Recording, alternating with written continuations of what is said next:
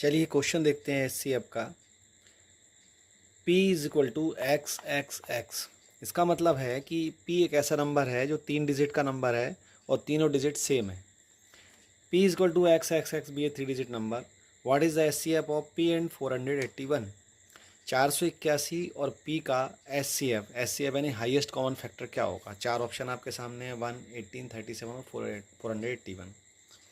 अब जब हम एचसीएफ निकालेंगे तो थोड़ा सा हमें इसके बारे में मालूम होना ज़रूरी है। मान लीजिए मुझे 8 और 12 का एचसीएफ फाइंड करना है, हाईएस्ट कॉमन फैक्टर फाइंड करना है। तो मैं देखूंगा इसके कॉमन फैक्टर क्या है। इसमें 8 और 12 में 2 भी कॉमन है और 2 के बाद फिर अगला नंबर कौन सा है? 4 भी कॉमन है और 4 के बाद फिर अगला कौन सा है?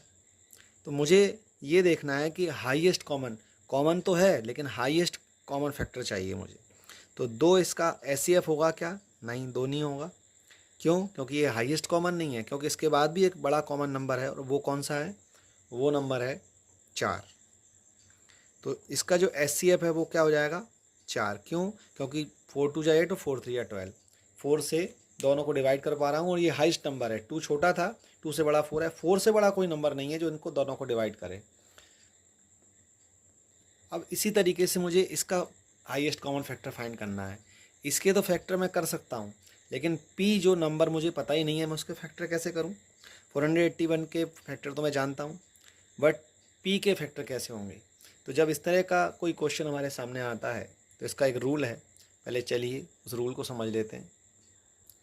तो चलिए समझने की कोशिश करते हैं। अगर कोई नंबर जिसमें जो 6 डिजिट का कोई नंबर हो, जिसमें एक नंबर 6 बार रिपीट हो रहा हो, यहाँ P की जगह 1 भी हो सकता है, 1 1 1 6 बार, तो वो नंबर 100% इन नंबरों से डिवाइड होगा ही, 3, 7, 11, 13 और 37 से। अगर कोई नंबर 3 बार रिपीट हो रहा है, जैसे मान लीजिए 1 1 1, 2 2 2, 3 3 3, तो वो 3 और 37 से डिवाइड होगा। वो नंबर हो सकता है जैसे मान लीजिए n इज इक्वल टू 2 2 2, या वो नंबर हो सकता है 3 3 3, या वो नंबर हो सकता है 4 4 4। तो वो नंबर 3 और 37 से डिवाइड होगा ही।